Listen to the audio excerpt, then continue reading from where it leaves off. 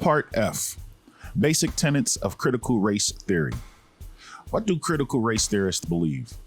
Probably not every writer would subscribe to every tenet set out in this book, but many would agree on the following propositions. First, racism is ordinary, not abnormal, normal science, the usual way society does business, the common, everyday experience of most people of color in this country. Second, most would agree that our system of white over color ascendancy serves important purposes, both psychic and material, for the dominant group. The first feature, ordinariness, means that the racism is difficult to address or cure because it is not acknowledged.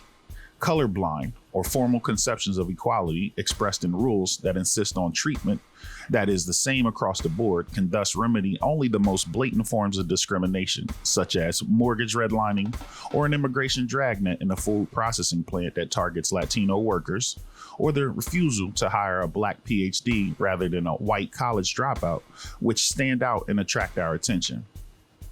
The second feature, sometimes called interest convergence or material determinism, adds a further dimension. Because racism advances the interests of both white elites materially and working class whites physically, large segments of society have little incentive to eradicate it. Consider, for example, Derek Bell's shocking proposal discussed in Chapter 2 that Brown versus Board of Education, considered a great triumph for civil rights litigation, may have resulted more from the self-interest of elite whites than from a desire to help blacks. A third theme of critical race theory, the social construction thesis, holds that race and races are products of social thought and relations, not objective, inherent, or fixed. They correspond to no biological or genetic reality, rather races are categories that society invents, manipulates, or retires when convenient.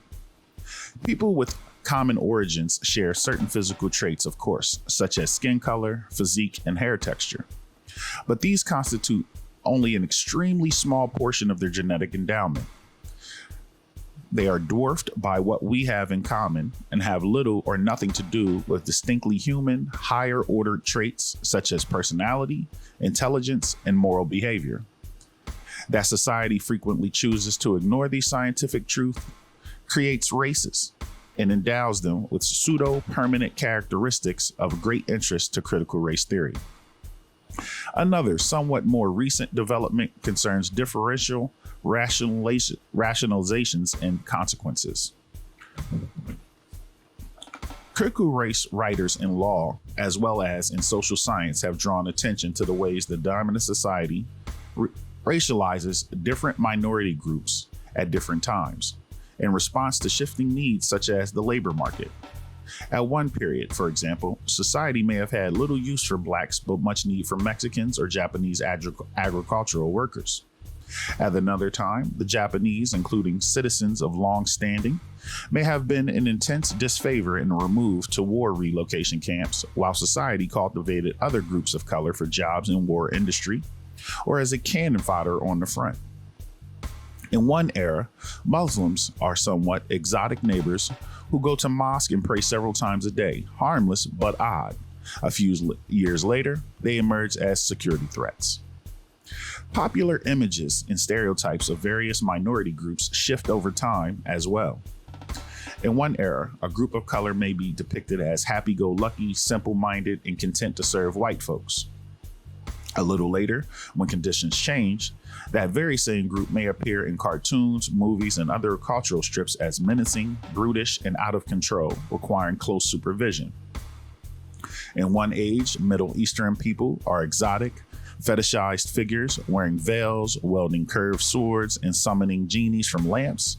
Later, after circumstances change, they emerge as fanatical, religiously crazed terrorists bent on destroying America and killing innocent citizens. Closely related to differential racialization, the idea that each race has its own origins and ever-evolving history is the notion of intersectionality and anti-essentialism. No person has a single, easily stated, unitary identity. A white feminist may be Jewish or working class or a single mother. An African American activist may be male or female, gay or straight. A Latino may be a Democrat, a Republican, or even black, perhaps because the person's family hails from the Caribbean. An Asian may be a recently arrived Hmong, or of a rural background and unfamiliar with mercantile life, or a fourth generation Chinese with a father who is a university professor and a mother who operates a business. Everyone has potentially conflicting, overlapping identities, loyalties, and allegiances. A final element concerns the notion of a unique voice of color, coexisting in somewhat uneasy tension with anti-essentialism. The voice of color thesis holds that because of their different histories and experiences with oppression, Black, American Indian, Asian, and Latino writers and thinkers may be able to communicate to their white counterparts matters that whites are unlikely to know. Minority status, in other words, brings with it a presumed competence to speak about race and racism. The legal storytelling movement urges Blacks and brown writers to recount their experiences with racism and the legal system, and to apply their own unique perspective to assess law's master narrative. This topic, too, is taken up later in this book.